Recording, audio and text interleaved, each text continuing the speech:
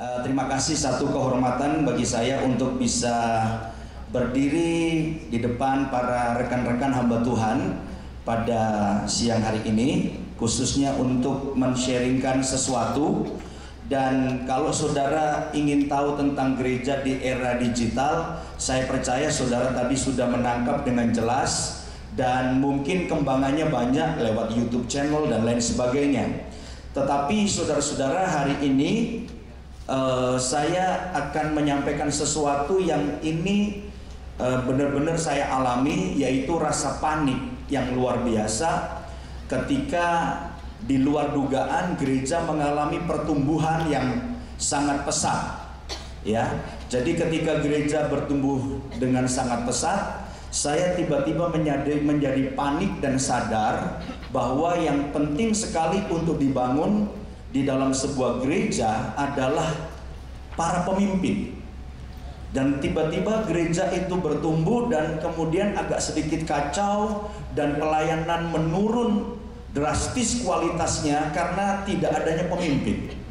Itu sebabnya hari-hari ini kalau orang tanya pada saya, "Pak, Bapak fokus kepada apa?" Saya selalu menjawab dengan satu kalimat, saya fokus membangun pemimpin. Sebab tidak mungkin ada satu pelayanan, sebuah gereja yang bisa bertumbuh dengan baik kalau tidak ada pemimpin. Dan saya percaya kalau kita punya pemimpin, membangun pemimpin, saya yakin tidak mustahil gereja-gereja yang dimulai dengan jumlah orang yang tidak banyak, tiba-tiba terjadi ledakan dari puluhan menjadi ratusan, bahkan ribuan, bahkan puluhan ribu, saudara-saudara. Itu karena apa? Karena kita fokus membangun pemimpin.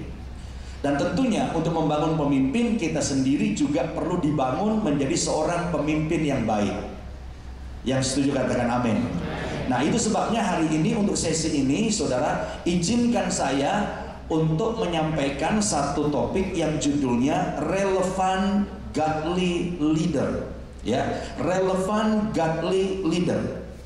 Saya langsung saja masuk kepada inti pembahasan untuk sesi ini, saudara-saudara. Tapi saya sudah mendahului dengan sebuah penekanan bahwa kalau kita mau gereja kita bertumbuh, kalau kita mau gereja kita menjadi gereja yang sehat, maka kita harus membangun pemimpin-pemimpin yang baik dalam gereja kita. Ya, oke. Saya ingin terlebih dahulu menjelaskan apa itu relevant godly leader.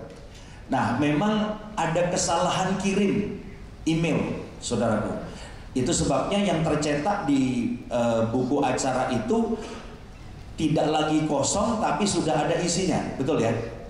Sebetulnya saya kalau biasa menyampaikan hal ini, itu dikosongin. Saya salah kirim, yang saya kirim punya saya, saudara. Bukan punya peserta. Jadi akhirnya sudah ada yang warna merah-merah, itu adalah sebetulnya titik-titik atau tempat kosong untuk saudara mengisinya. Oke, tapi nggak masalah, saudara bisa perhatikan bahwa yang merah-merah itu tadinya harus kosong. Nah, perhatikan yang dimaksud dengan relevan itu artinya bersangkut paut, berguna secara langsung, atau juga artinya connect. Jadi relevan itu artinya connect, atau juga bisa disebut dengan nyambung. Nah, godly itu artinya saleh atau rohani. Sedangkan leader adalah pemimpin atau orang yang membimbing atau menginspirasi orang lain. Jadi kalau kita membahas relevan godly leader, itu artinya adalah kita sedang membahas pemimpin yang saleh atau pemimpin rohani yang relevan dengan generasi ini, yang connect, yang nyambung dengan generasi ini. Itu kira-kira yang akan kita bahas. Mungkin bagi beberapa orang topik ini terlalu dasar, basic. Nah, kalau seperti itu saudara bisa ambil ini untuk menjadi bahan bagi orang-orang di gereja saudara untuk dibangkitkan menjadi pemimpin, karena memang bukan sesuatu yang rumit, hal yang simple. Tapi bagi saudara-saudara yang merasa saya nggak ngerti apa itu leadership, mungkin apa yang saya sampaikan akan juga bisa bermanfaat bagi Bapak Ibu yang hadir pada sore hari ini. Jadi intinya pembahasan kita adalah kita membahas pemimpin rohani yang relevan, pemimpin rohani yang nyambung, ya, pemimpin rohani yang connect dengan generasi yang sedang kita layani, yang sedang berubah dengan cepat ini. Oke. Saya akan baca, saudara ya. Nanti yang kosong-kosong itu sudah terisi juga. Sebab kalau saya nggak baca, saya khawatir malah jadi 2 jam ini. Dengan saya membaca, saya akan lebih terfokus dan tidak lari ke sana kemari. Jadi saya dengan cara membaca dan mungkin berhenti di beberapa bagian. Oke, apakah kita siap mulai? Siap ya? Oke. Sekarang the what-nya dulu, apanya dulu. Sebelum membahas lebih dalam mengenai kepemimpinan, mari kita memahami bahwa Tuhan menciptakan manusia untuk mengalami 3 fase kehidupan. Jadi setiap manusia diciptakan Tuhan itu ada 3 fase kehidupan. Yang pertama, fase yang pertama adalah fase dependence. Dependence itu adalah fase ketergantungan. Ya, fase ketergantungan. Bisa ikutin saya. Sekarang ganti. Oke, ganti. Yang the what itu tadi.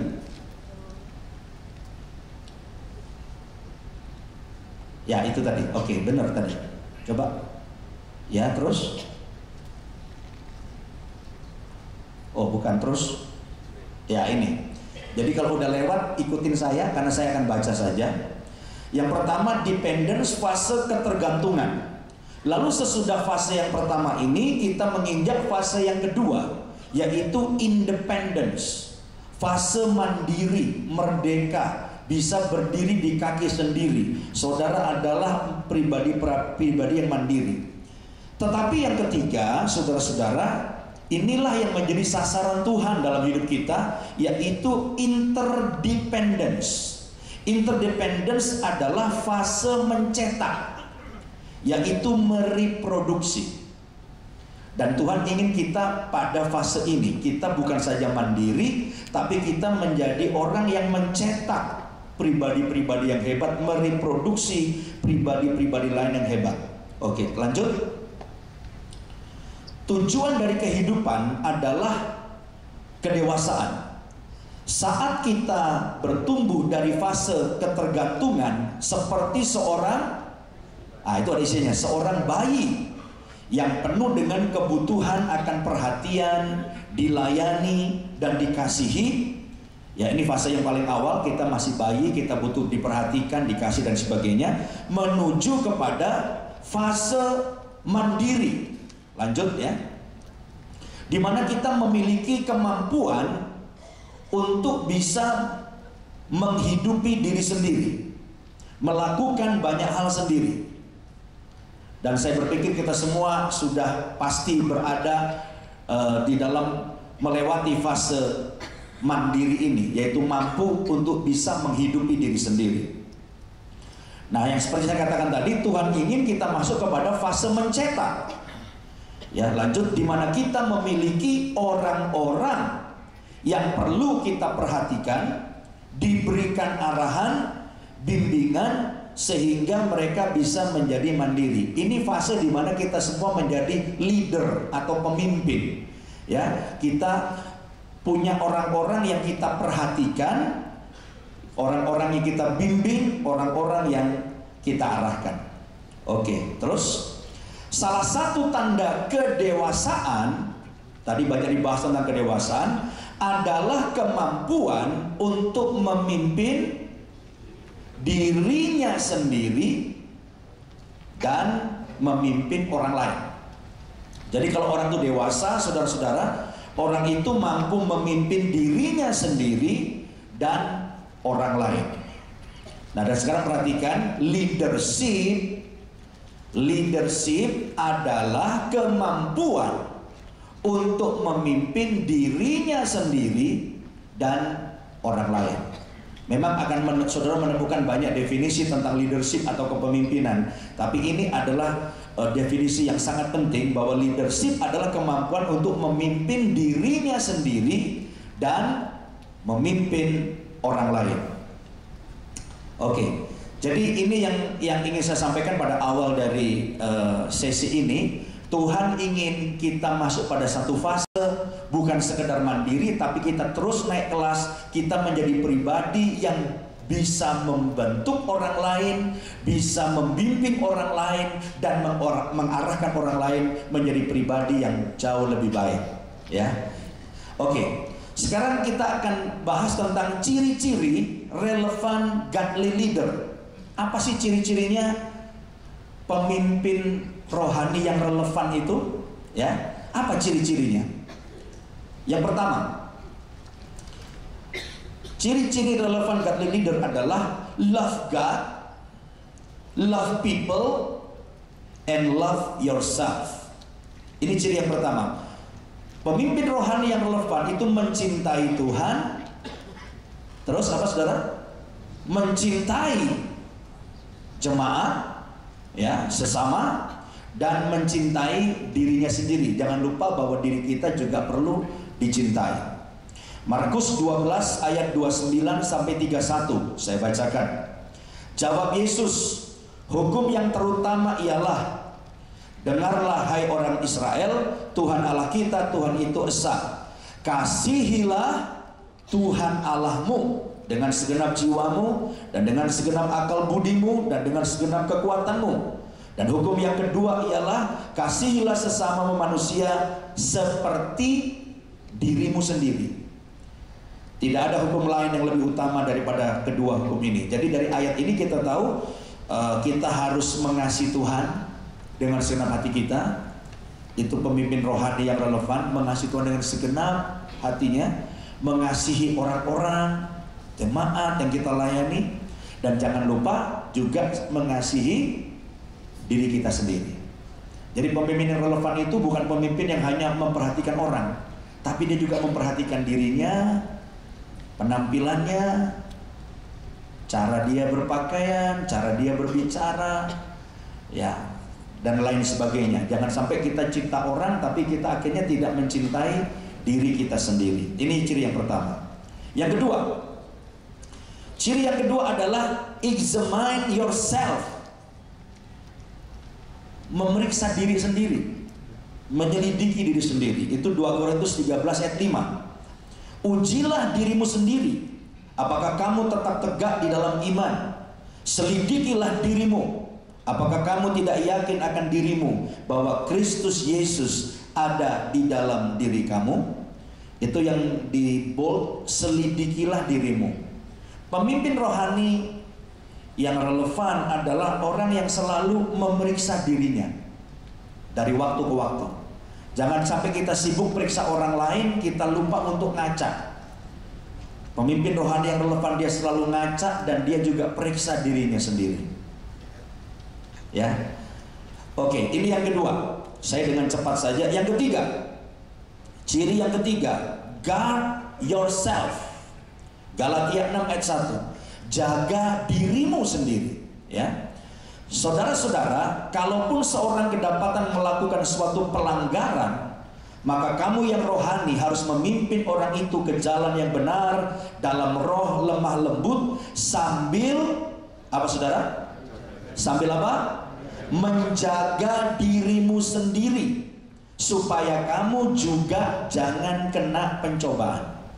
Pemimpin rohani yang relevan selalu menjaga dirinya juga. Dia menyadari bahwa apa yang menimpa orang lain, ya, godaan yang menggoda orang lain bisa menjadi juga godaan dalam hidupnya.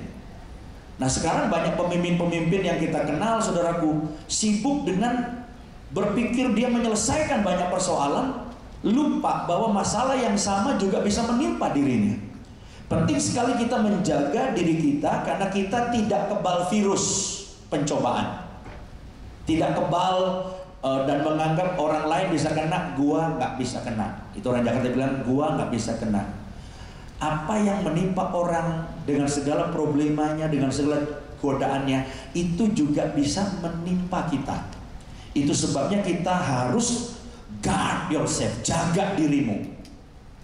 Ini pemimpin yang relevan, pemimpin rohani yang relevan, ya. Saya berharap kita adalah pemimpin yang juga menjaga diri kita sendiri. Amin. Kita tidak beranggapan bahwa itu bisa kena sama kamu, kamu bisa gagal, gua nggak bisa gagal. Oh, hati-hati, virus yang sama bisa menghancurkan kita. Kita penting untuk jaga hidup kita sendiri juga. Yang keempat, ciri yang keempat, relevant godly leader, build yourself. Bangun dirimu sendiri. Yudas pasal 1 ayat 20. Akan tetapi kamu, saudara-saudara yang kekasih, bangunlah dirimu sendiri. Perhatikan, bangunlah dirimu sendiri. Jadi membangun siapa? Dirimu sendiri. Kita masing-masing build yourself di atas dasar imanmu yang paling suci, dan berdoalah dalam Roh Kudus. Jadi pemimpin rohani yang relevan, dia selalu mengupgrade dirinya. Dia selalu membangun dirinya. Dan saya katakan ini bukan sekedar dalam masalah-masalah yang kita anggap rohani. Kita seringkali memisahkan jasmani dan rohani, duniawi dan rohani.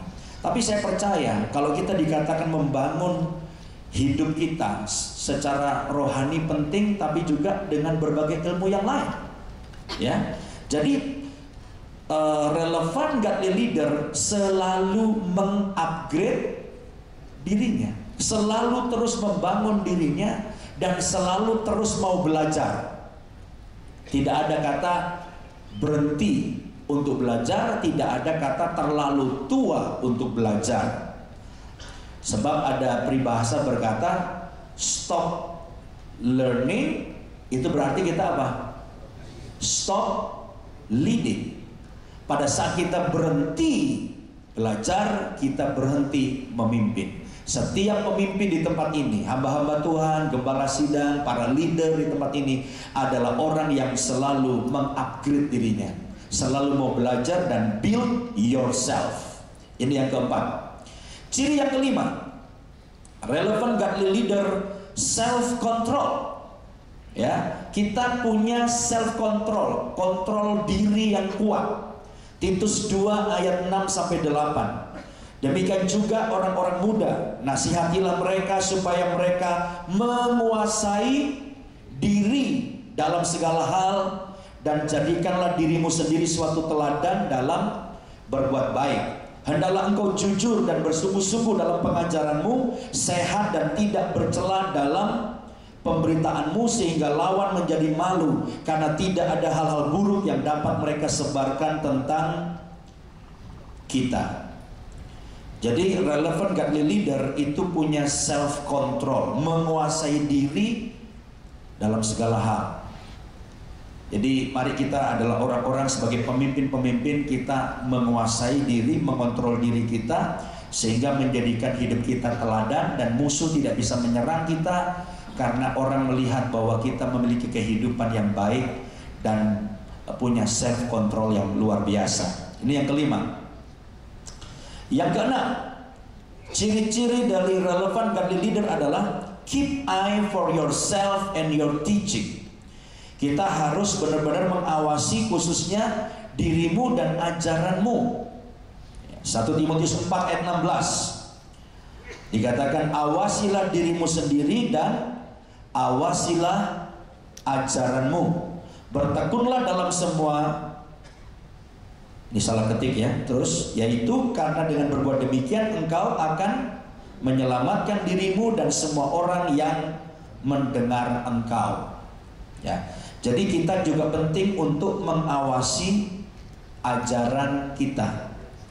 Jangan sampai ajaran kita itu menyimpang dari ajaran yang sehat.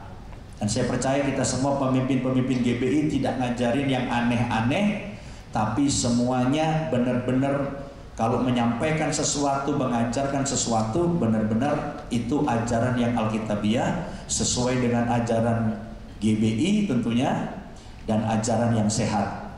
Yang setuju katakan amin. Nah, ini adalah ciri-ciri dari relevant godly leader.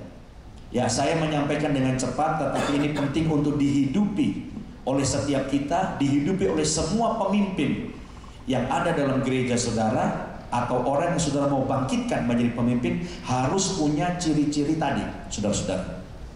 Oke. Terus yang selanjutnya, saudara-saudara, saya berharap bisa menyelesaikannya 1 jam atau kurang supaya ada waktu. Ini ada waktu tanya jawab ya? Oke. Ada waktu untuk tanya jawab. Saya ingin mengelompokkan menjadi lebih mudah sehingga saya kasih judul kata kunci dari godly leader itu apa? Ya.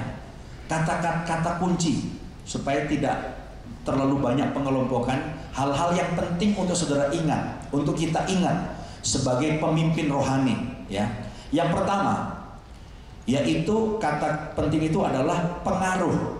Coba katakan sama-sama, pengaruh. Di dalam kepemimpinan, pengaruh itu sangat amat penting. Saya ingin katakan, orang tidak bisa jadi pemimpin dan orang tidak akan punya pengikut walaupun dia jabatannya pemimpin kalau dia tidak punya pengaruh. Nah, penting sekali setiap kita, coba kita ukur, saya punya pengaruh nggak? Saya khawatir yang paling bahaya, pengaruh kita itu ternyata muncul hanya dari jabatan yang kita emban. Kalau pengaruh itu hanya muncul dari jabatan yang kita emban, itu adalah kepemimpinan yang paling basic. Ya, saya diperintah ikut deh, dia jabatannya lebih tinggi, itu doang, saudara. Tapi kita tidak punya pengaruh kepada orang-orang sekitar kita, kepada orang-orang yang di bawah kita, ya. Oke. Untuk kata pengaruh ini saya bacakan Mazmur 1 ayat 1 sampai 3. Ya. Berbahagialah orang yang tidak berjalan menurut nasihat orang fasik, yang tidak berdiri di jalan orang berdosa, dan yang tidak duduk dalam kumpulan pencemooh, tetapi yang kesukaannya ialah Taurat Tuhan, dan yang merenungkan Taurat itu siang dan malam. Ia seperti pohon yang ditanam di tepi aliran air, yang menghasilkan buahnya pada musimnya, dan yang tidak layu daunnya. Apa saja yang diperbuatnya berhasil. Jadi ini gambaran yang bisa kita ambil yang disebut dengan kata pengaruh tadi. Ternyata pengaruh itu muncul, saudaraku, dari perilaku. Kalau ada banyak orang berpikir bahwa pengaruh itu muncul karena kita main perintah-perintah, bukan. Pengaruh itu muncul dari perilaku kita, gaya hidup kita. Kalau kita berjalan seperti firman Tuhan, tidak duduk dalam kumpulan pencemooh, gaya hidup yang seperti itu membangkitkan pengaruh. Dan pencapaiannya jelas ketika kita berjalan sesuai firman Tuhan, melakukan firman Tuhan. Pada kalimat terakhir ditutup dengan perkataan, apa saja yang diperbuatnya berhasil. Gaya hidup dan pencapaian seseorang itu membuat ada pengaruh dalam hidup seseorang. Jadi kata kunci dari godly leader yang pertama adalah pengaruh. Semakin besar, lanjut ya, semakin besar pengaruh seseorang, nah ini penting, semakin mudah dia memimpin. Jadi kepemimpinan saudara efektifnya sejauh apa itu sangat ditentukan oleh pengaruh saudara. Dalam kehidupan kita hanya memiliki dua pilihan, mempengaruhi atau dipengaruhi. Oke.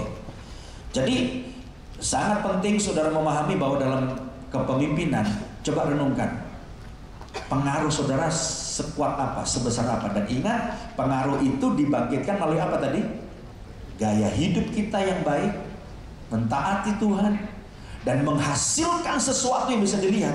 Dia bikin apa saja berhasil, dia melakukan apa berhasil. Orang tiba-tiba gampang untuk mengikutinya. Ya, pengaruh saudara menjadi lebih besar. Oke. Kata kunci yang kedua dari godly leader adalah inspirasi. Inspirasi itu saya ingin bacakan dulu 1 Petrus 5 ayat 2 sampai 3. Jadi kepemimpinan saudara harus kepemimpinan yang menginspirasi. Maksudnya, gembalakanlah kawanan domba Allah yang ada padamu, jangan dengan paksa, tetapi dengan sukarela sesuai dengan kehendak Allah. Dan jangan karena mau mencari keuntungan, tetapi dengan pengabdian diri. Janganlah kamu berbuat seolah-olah kamu mau memerintah atas mereka yang dipercayakan kepadamu, tetapi hendaklah kamu menjadi. Nah, ini kata kuncinya. Inspirasi muncul dari mana? Hendaklah kamu menjadi teladan bagi kawanan domba itu. Jadi inspirasi, hidup saudara menginspirasi orang lain bukan karena saudara memerintah, bukan karena saudara pemimpin yang memaksa, apalagi mengintimidasi. Menjadi pemimpin yang baik adalah dengan inspirasi yang fokusnya, nah ini penting nih, fokusnya apa?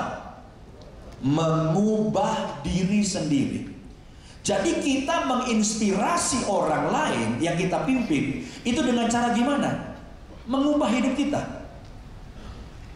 Bukan memaksa orang, bukan mengintimidasi orang. Lu pindah gereja, terkutuklah kamu. Kamu pindah gereja, lu pasti bangkrut. Itu bukan kepemimpinan yang menginspirasi, itu kepemimpinan yang mengintimidasi. Beda. Orang terinspirasi dengan saudara adalah lewat apa? Hidup yang jadi teladan. Jadi kata kuncinya, fokusnya adalah kita harus selalu apa? Mengubah diri sendiri, sehingga menjadi inspirasi orang lain untuk apa? Untuk berubah. Berbanding terbalik dengan intimidasi, yaitu fokusnya mengubah, memaksa orang lain berubah. Nah, banyak pemimpin seperti itu, mengintimidasi, maksa orang berubah. Berapa banyak orang di bawah saudara yang berkata, saya kepingin jadi kayak pemimpin saya. Nah, kalau di tempat saudara banyak jemaat atau pelayan Tuhan saudara berkata gini, saya pengen jadi seperti gembala saya. Saya mau katakan, saudara sukses jadi pemimpin. Kenapa? Anda menginspirasi orang lain, sehingga orang berkata, saya pengen nih kayak begini nih, saya pengen nih punya kehidupan keluarganya kayak begini, cara plan seperti ini. Jadi orang itu bukan dipaksa, bukan diintimidasi, bukan dipaksa, tapi orang ngikut kita, terinspirasi dengan hidup kita, dan mau jadi seperti kita. Yang nangkap katakan amin. Ya. Sebab ini jam-jam ngantuk, habis makan saudara nambah 2 piring, kena AC, khotbahnya serius banget katanya, ya. Tapi saya harap apa yang saya sampaikan memberkati saudara. Ya, jadi kepemimpinan rohani yang relevan itu menginspirasi, bukan mengintimidasi, bukan minta orang lain berubah, tapi kita fokus merubah kita sendiri, hidup kita sendiri, mengupgrade hidup kita sendiri, dan itu yang menginspirasi orang untuk ikut kita. 3, kata kunci godly leader adalah disiplin. Yang paling sulit dipimpin adalah apa? Diri sendiri. Apa artinya memimpin diri sendiri? Apa artinya memimpin diri sendiri? Memimpin diri sendiri itu artinya adalah, kira-kira gitu ya, ini kepotong. Hati, pikiran, dan fisik kita berada dalam satu garis, in one accord. Contoh, hati, pikiran berada di apa ya? Di gym. Kalau orang Jakarta lagi nge-gym, lagi pengen treadmill, itu hatinya di situ, pikirannya di situ, tapi fisiknya di mana? Di tempat tidur. Nah, itu artinya nggak sejalan itu disiplinnya nggak jalan. Jadi apa yang dalam pikiran saudara dan hati saudara, Anda mampu menjadikan itu kenyataan. Itu yang namanya disiplin. Jadi jangan hati sih mau doa Pak, mau doa hati, tapi nggak pernah benar-benar fisiknya berdoa. Itu artinya saudara belum disiplin, ya. Jadi itu godly leader adalah seorang yang disiplin, ya, yang mampu menjadikan yang di dalam pikiran hati saudara kenyataan dalam fisik saudara. 4, kata kunci godly leader adalah rasa aman. Rasa aman, saudara-saudara. Pemimpin yang memimpin dengan jalan manipulasi dan intimidasi adalah seorang yang tidak aman dengan posisinya dan takut kehilangan pengaruhnya. seorang pemimpin haruslah aman dengan posisinya agar dapat menjalankan kepemimpinannya dengan baik. Apakah saudara pemimpin yang aman? Rasa aman? Kalau anak mudanya ada yang hebat, jagoan, khotbahnya lebih bagus, aman, senang? Atau kita pencet sampai mati dia? Atau kita singkirkan? Kalau ada yang lain yang lebih berbakat, rasa aman nggak? Pemimpin yang relevan itu adalah rasa aman, ya, dapat menjalankan kepemimpinan dengan baik.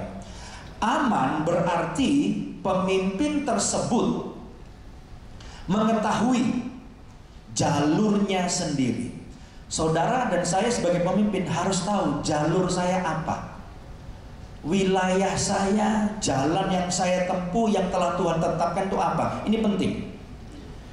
Mengetahui jalurnya sendiri, tidak takut atau terintimidasi dengan apa yang dicapai orang lain, karena dia mengetahui dengan jelas apa yang dia harus kerjakan atau apa yang Tuhan letakkan dalam kehidupannya. Apakah saudara setuju? Amin. Ada memang seorang pemimpin yang dia hanya jadi mentor atau coach. Dia pintar untuk membangkitkan seseorang jadi pemimpin, jadi pengkhotbah. Dan bisa jadi ada anak muda yang di bawah kita akan jadi pengkhotbah yang lebih top dari kita.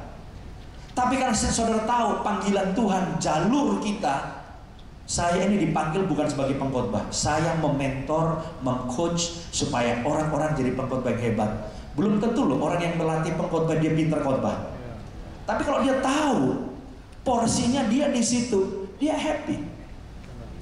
Dia nggak merasa terancam. Ada seorang pemimpin yang cukup luar biasa. Wow, dia membangkitkan banyak pengkhotbah-pengkhotbah yang hebat. Dia pernah bilang, saya nggak merasa takut kehilangan pengaruh saya atau kehilangan pamor saya karena orang-orang yang muda lebih hebat. Karena saya tahu porsi saya. Dan saya memang dipanggil Tuhan, dipilih Tuhan untuk jadi tangga, anak tangga untuk orang lain naik tangga itu. Saya hanya mempersiapkan tangganya, katanya. Orang lain akan naik tangga itu dan dipakai Tuhan. Tapi saya menjadi bagian dari orang-orang yang dipakai Tuhan. Saya berharap kita semua pemimpin yang rasa aman. Walaupun banyak orang hebat yang akan kita lahirkan, bahkan kita bersyukur karena kita tahu jalur kita sendiri. Karena kita tahu panggilan Tuhan apa dalam hidup kita. Kita rasa aman. Kita berikan kemuliaan bagi Tuhan. Haleluya. Yang kelima, kata kunci godly leader adalah melayani. Melayani. Ini adalah kata kunci pemimpin rohani yang relevan. Jangan saudara pertentangkan dengan penjelasan dari Pak Wiryo. Ya, memang ada panggilan jadi apa tadi? Raja. Terus oke, betul. Tapi kita bicara yang lain nih sekarang. Ya, jangan sampai saudara salah jalur ini.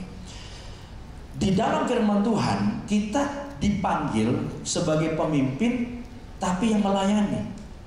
Dan ini yang digembor-gemborkan oleh dunia. Sekarang kalau ikut seminar tentang leadership selalu judulnya servant leader. Servant leader itu dari mana? Dari firman Tuhan sebetulnya. Itulah gaya kepemimpinan Yesus. Yesus adalah pemimpin yang apa? Melayani. Matius 23 ayat 11 berkata, barang siapa terbesar di antara kamu, hendaklah ia menjadi pelayanmu. Nah, seorang pemimpin justru sebenarnya adalah seorang pelayan. Kita semua ini ngaku pemimpin. Nah, kita sebagai pemimpin rohani yang relevan, kita harus sadar pemimpin itu artinya pelayan. Dan ia harus mampu membawa dan meningkatkan kehidupan orang-orang yang dipimpinnya menuju tempat yang lebih baik. Mazmur 23. Jadi inti dari kepemimpinan sebenarnya, saudara perlu garis bawahi, ini kalimat yang penting. Inti dari kepemimpinan adalah membawa dan apa? Meningkatkan kehidupan orang-orang yang dipimpinnya menuju tempat yang lebih baik, level yang lebih baik. Amin, saudara. Pelayanan lebih baik. Pertanyaannya sekarang, sudahkah kita menjadi pemimpin yang seperti itu? Membawa dan meningkatkan setiap orang yang dipercayakan oleh saudara pimpin ke tempat yang lebih baik. Atau orang yang dibawa ke pemimpinan saudara nggak naik kelas. Saudara tidak membawa dan tidak meningkatkan orang saudara pimpin kepada tempat yang lebih baik. Fokus, arahkan semua usaha kepemimpinan saudara untuk membawa dan meningkatkan setiap orang saudara pimpin pada level yang lebih baik. Yang menangkap katakan amin. Ya. Markus 9 ayat 33 sampai 35. Kemudian tibalah Yesus dan murid-muridnya di Kapernaum. Ketika Yesus sudah di rumah, ia bertanya kepada murid-muridnya, "Apa yang kamu perbincangkan tadi di tengah jalan?" Tetapi mereka diam, sebab di tengah jalan tadi mereka mempertengkarkan siapa yang terbesar di antara mereka. Lalu Yesus duduk dan memanggil ke-12 murid itu. Katanya kepada mereka, "Jika seorang ingin menjadi yang terdahulu, hendaklah ia menjadi yang terakhir dari semuanya dan pelayan dari semuanya." Jadi ini fokus kita, saudara. Ya, kata kunci dari godly leader yang kelima adalah melayani. Perhatikan, ini ada statement penting. Apakah kita memakai kepemimpinan atau pelayanan untuk membangun manusia, atau memakai manusia untuk membangun pelayanan kita? Mana kalau menurut saudara? Coba kita renungkan, kita yang mana nih selama ini? Apakah kita memakai pelayanan untuk membangun manusia, atau memakai manusia untuk membangun pelayanan? Yang lebih tepat, dua-duanya bisa saja sih. Mana yang lebih tepat? Yang pertama mestinya. Kita memakai pelayanan untuk apa? Membangun manusia. Kalimat yang kedua ini berbahaya. Dalam dosis yang besar, kita seringkali mengabuse orang. Betul nggak? Kita mengabuse orang di bawah kita. Kita memakai manusia untuk membangun pelayanan kita. Jadi sebetulnya kita tuh mati-matian kita pakai orang-orang itu hanya untuk membangun pelayanan kita. Nah, ini dalam dosis yang sangat besar bisa seperti mengabuse orang. Saya berharap kita justru memakai pelayanan dan leadership kita untuk membangun manusia. Dan saudara jangan takut, kalau manusianya dibangun, saya katakan tadi, pasti pelayanan kita akan maju. Pasti. Amin. Bangun manusianya dulu. Bangkitkan leader, pemimpin. Kalau selama ini saudara fokus pada jumlah, dulu saya fokus pada jumlah, sekarang enggak. Itu jumlah jemaat tambah banyak, nggak ada pemimpin, puyeng saudara. Benar-benar. Sekarang saudara dalam level berapapun jumlah jemaat saudara, fokus bangun pemimpin. Kalau saudara membangun manusianya lewat leadership saudara, pelayanan saudara, saya jamin pelayanan pasti berkembang. Dengan sendirinya akan terjadi ledakan penuaian besar terjadi. Kita berikan kemuliaan bagi Tuhan. Haleluya.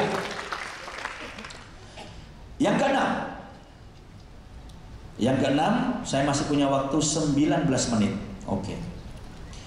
Kata kunci godly leader adalah perubahan. Ya. Perubahan adalah satu-satunya hal yang konstan di dunia ini.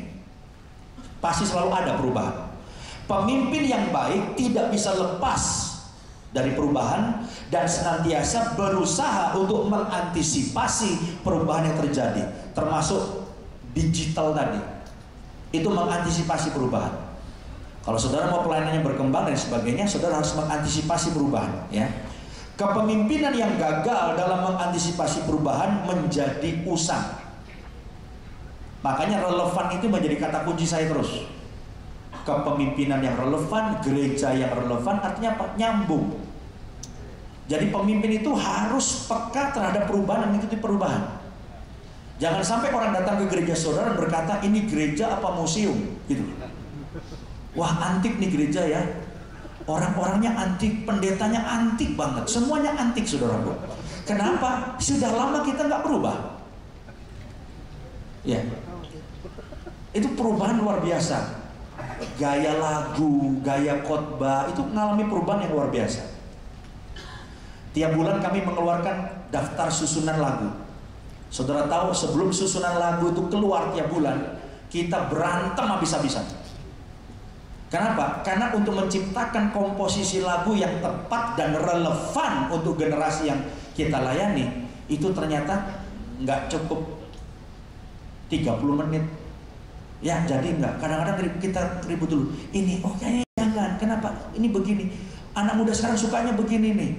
Dan orang Indonesia ternyata 65-70% penduduk Indonesia di bawah 40 tahun. Jadi sekarang ada perubahan besar-besaran dari tentang praise and worship.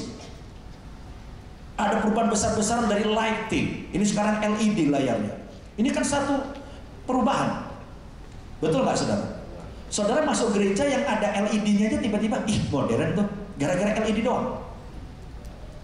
Saya ingat ketika pertama kali saya mengadakan perubahan di gereja, mulai pasang lighting. Agak redup-redup gitu ya, kalau khotbah ya terang kayak gini. Tapi kalau present worship agak redup, terus banyak lightingnya.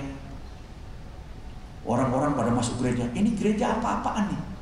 Ini gereja apa nightclub? Itu saudara. Ada satu lagi yang nyindirnya halus. Pak Yosia, tiap kali saya masuk gereja kita, saya teringat hidup masa lalu saya, katanya gitu saudara. Wow. Seperti itu. Tapi jangan salah, jangan sampai saudara pulang nanti, oh begitu ya, langsung saudara bikin seperti yang diomong oleh orang-orang di sini. Belum tentu. Relevan itu tergantung kondisi lingkungan saudara. Ada satu gereja katanya begitu pulang dari Hillsong, ini gereja di daerah, masuk gang kecil, tiba-tiba orang-orangnya orang sederhana, lagunya bahasa Inggris semua, sampai jemaatnya terbengong-bengong. Terus mereka mungkin sambil pulang berkata, walaupun saya tidak ngerti yang dinyanyiin, saya bangga loh sama gereja saya, gitu kira-kira, karena bahasa Inggris semua, tapi nggak ngerti dia apa dinyanyiin. Ya, Anda dapat memimpin perubahan atau Anda dapat dipaksa, ya, dipaksa oleh perubahan yang biasanya akan mengakibatkan apa? Penderitaan. Pemimpin yang baik adalah seseorang yang memimpin suatu perubahan, bukan dipimpin perubahan. Apabila suatu perubahan dibutuhkan dan seorang pemimpin menolak untuk berubah, maka keputusannya untuk tidak berubah mengakibatkan kehancuran. Jadi inilah 6 kata kunci relevant godly leader. Ya, saya berharap walaupun dengan cepat, karena saudara mencatat, mohon nanti dilihat-lihat lagi, ya. Oke. Yang why saudara baca sendiri. Kenapa mesti begitu? Itu ayat-ayatnya, ya. Yang terakhir sekarang, karena waktu saya tinggal 15 menit, 14 menit bahkan. Yang terakhir adalah the how, bagaimananya. Saudara melihat di sini ada gambar. Saudara perhatikan, ternyata yang paling menghabiskan tenaga kita untuk kepemimpinan itu siapa? Berdasarkan gambar ini kepemimpinan 360 derajat. Saudara juga bisa mendapatkan buku-bukunya dari John Maxwell dan sebagainya. Ternyata di dalam memimpin yang paling ngabisin kekuatan saudara itu yang mana? Diri sendiri. Leading self takes berapa persen? 50% dari kekuatan saudara itu diserap untuk memimpin dirimu sendiri. Diserap untuk mengupgrade dirimu sendiri. Diserap untuk menjaga dirimu sendiri. Pokoknya menjadikan saudara pribadi yang lebih baik, jadi pemimpin yang baik. Itu saudara-saudara 50%. Lalu untuk leading up kepada atasan saudara, itu berapa persen? 20%. Lalu leading kepada kolega kiri kanan saudara berapa persen? 20%. Ternyata yang paling enteng, walaupun saudara bilang berat lo memimpin, itu memimpin kemana? Ke bawah. Cuma berapa persen? 5%. Nah, ini gambarannya seperti ini supaya saudara tahu, yang paling ngabisin dalam kepemimpinan kita adalah memimpin diri sendiri. Itu paling berat, 50%. Oke, sekarang kita lihat penjelasannya, the how. Ya.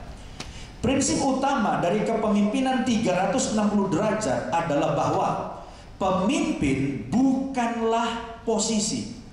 Saudara jangan pusing sama posisi. Jangan pusing. Bahkan ada orang yang posisinya pemimpin, dia sedang tidak memimpin. Dan ada orang yang posisinya bukan pemimpin, dia masuk ruangan, semua mata mengarah kepada dia, dan orang minta pendapat dia, dan pemimpin yang resmi dicuekin.